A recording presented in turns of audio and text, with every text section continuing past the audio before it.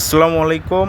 আজকে যে বিষয়টি নিয়ে কথা বলবো, আপনি যদি নর্থ ম্যাসেডোনিয়ায় কাজের ভিসার জন্য যাওয়ার প্রস্তুতি নিয়ে থাকেন এবং আপনার হাতে যদি ভিসা অ্যাপ্রুভাল, রেসিডেন্ট অ্যাপ্রুভাল অথবা অ্যাপ্রুভাল লেটার এসে থাকে, তাহলে আজকের ভিডিওটি আপনার জন্য গুরুত্বপূর্ণ। কারণ অনেক মানুষ মনে করেন অ্যাপ্রুভাল হয়ে গেছে মানেই 100% ভিসা হয়ে গেছে, কিন্তু বাস্তবতা কিন্তু এমন নয়। তো আজকের ভিডিওতে আমরা জানবো অ্যাপ্রুভাল আসলে কী, অ্যাপ্রুভালের পর কী কী ধাপ থাকতে পারে এবং কোন অ্যাপ্রুভাল বা ভিসা এক বিষয় নয়, এবং এজেন্সির কাছ থেকে কোন কোন বিষয় অবশ্যই আপনারা যাচাই করবেন। তো আজকের ভিডিওটি শেষ পর্যন্ত দেখবেন।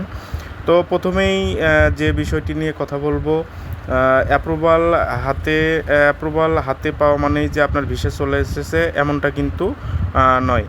তো বিশেষ করে নর্থ ম্যাসেডোনিয়ার ক্ষেত্রে রেসিডেন্ট ওয়ার্ক পারমিট বা অ্যাপ্রুভাল বা ভিসা ইস্যু এটা কিন্তু একটি আলাদা আলাদা ধাপে কিন্তু হয়ে থাকে।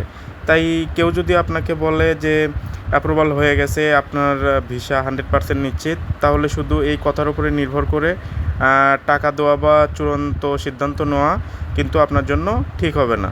তো প্রথমেই বলবো যে অ্যাপ্রুভাল বলতে আসলে কী বোঝায়। তো অনেক সময় কোনো আবেদনকারীর জন্য যে কর্তৃপক্ষ থেকে একটি অনুমোদনের সিদ্ধান্ত বা অ্যাপ্রুভাল লেটার কিন্তু আসতে পারে। তো অবশ্যই এটি একটি গুরুত্বপূর্ণ ধাপ, কিন্তু এর অর্থ এই নয় যে আপনার পাসপোর্টে ভিসা স্টিকার ইতিমধ্যে লাগানো হয়ে গেছে। তো সহজ ভাষায় বললে অ্যাপ্রুভাল এক জিনিস, ভিসা আরেক জিনিস।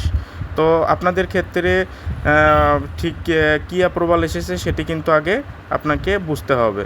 তো অ্যাপ্রুভাল পাওয়ার পরে আপনার কি কি হতে পারে। তো অ্যাপ্রুভাল পাওয়ার পর নির্দিষ্ট ভিসা প্রতিক্রিয়া সম্পূর্ণ করার জন্য এর মধ্যে থাকতে পারে। তো প্রথমে যে বিষয়গুলো থাকা দরকার সেটা হলো আপনার কাগজপত্র জমা দেওয়া, পাসপোর্ট সংক্রান্ত প্রতিক্রিয়া এবং ভ্রমণ যে স্বাস্থ্য বিমা বা অন্যান্য প্রয়োজনীয় ডকুমেন্টস, তারপরে আপনার যে ভিসা ফি এবং কর্তৃপক্ষের যে যাচাই বাছাই, এবং কোনো আবেদনকারীর ক্ষেত্রে কিন্তু এই ডকুমেন্টসগুলো প্রতিটি ধাপে ধাপে কিন্তু লাগতে পারে। তো তাই একজনের অ্যাপ্রুভাল দেখে আরেকজনের ক্ষেত্রে একই ফলাফল এটা কিন্তু ভাবা কিন্তু উচিত নয়। তো তাহলে কি অ্যাপ্রুভালের খারাপ কিছু? তো না, যে যদি আপনার অ্যাপ্রুভাল অবশ্যই একটি গুরুত্বপূর্ণ এবং ইতিবাচক ধাপ, কিন্তু এখানে মূল বিষয় হলো অ্যাপ্রুভাল পাওয়া আর ভিসা পাওয়া কিন্তু এক নয়।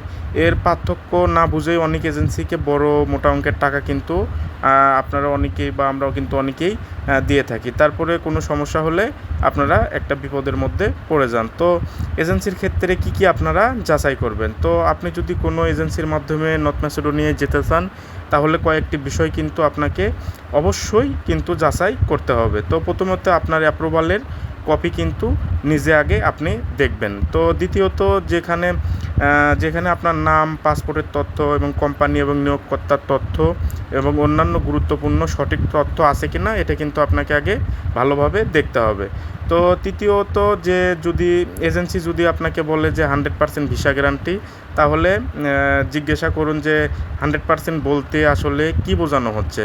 ভিসা ইস্যু কি নিশ্চিত নাকি অ্যাপ্রুভাল এসেছে, এই পার্থক্যটা আগে পরিষ্কার করে আপনি আগে বুঝিয়ে নেবেন। তারপরে যে বিষয়টি আপনাদের জন্য গুরুত্বপূর্ণ, যে বিদেশ যাওয়ার ক্ষেত্রে সবচেয়ে বিপজ্জনক কথাগুলোর একটি হলো ভিসা 100% গ্যারান্টি।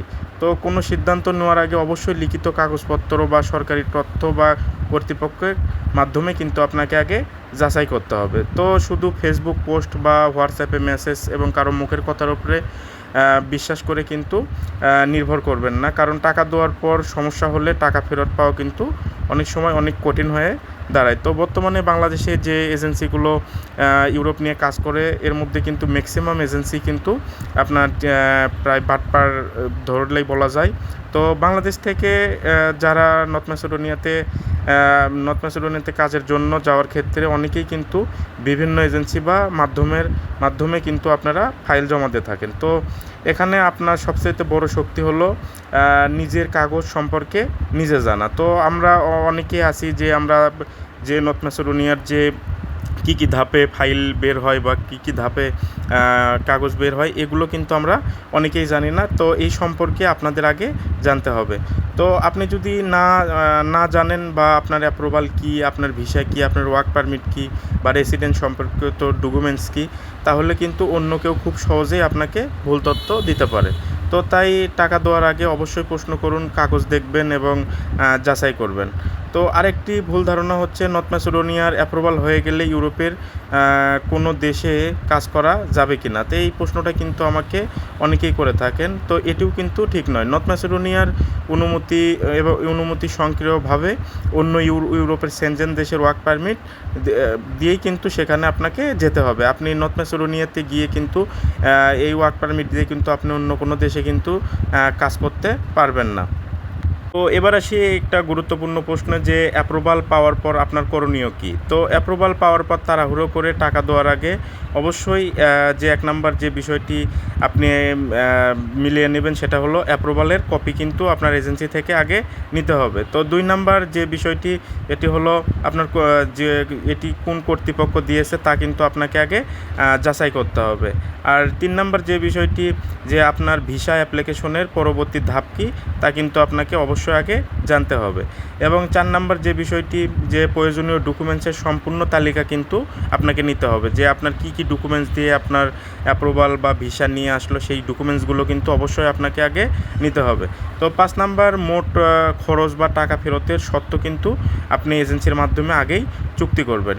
এবং 6 নাম্বার যে বিষয়টি যে আপনার ভিসা আসার আগে 100% নিশ্চিত ধরে কোনো বড় সিদ্ধান্ত আপনারা নেবেন না। তো অনেক এজেন্সি আছে যে 100% ভিসা গ্যারান্টি দিয়ে কিন্তু আপনার কাছ থেকে ফাইল নেওয়ার পরে কিন্তু বছরের পর বছর আপনাদেরকে ঘোরাইতেছে। এবার যে গুরুত্বপূর্ণ বিষয়টি নিয়ে কথা বলবো, তো বিদেশ যাওয়ার স্বপ্ন কিন্তু আমাদের সবারই কিন্তু থাকতে পারে, কিন্তু সেই স্বপ্ন পূরণ করতে গিয়ে আপনি যেন প্রতারণার শিকার না হন। তো সবসময় মনে রাখবেন যে অ্যাপ্রুভাল গুরুত্বপূর্ণ, কিন্তু অ্যাপ্রুভাল মানেই যে ভিসা হাতে পাওয়া এটা কিন্তু নয়।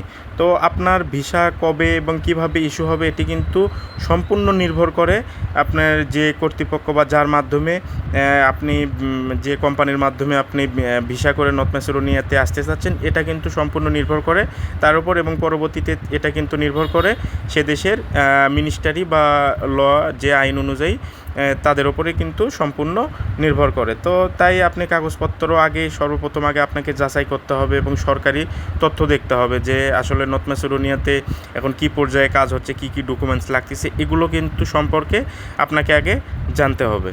আমি সবার উদ্দেশ্যে আর একটা বিষয় বলতে চাই যে আপনারা যদি নর্থ ম্যাসেডোনিয়াতে আসতে চান সেক্ষেত্রে আপনারা আগে সঠিক এজেন্সি যাচাই করে বা ভালো একটা মাধ্যম দেখে ফাইল জমা করবেন। তো অযথা 2 নাম্বার বা বাটপাড়ি কোনো এজেন্সির মাধ্যমে ফাইল জমা করে আপনারা বছরের পর বছর ঘুরবেন না।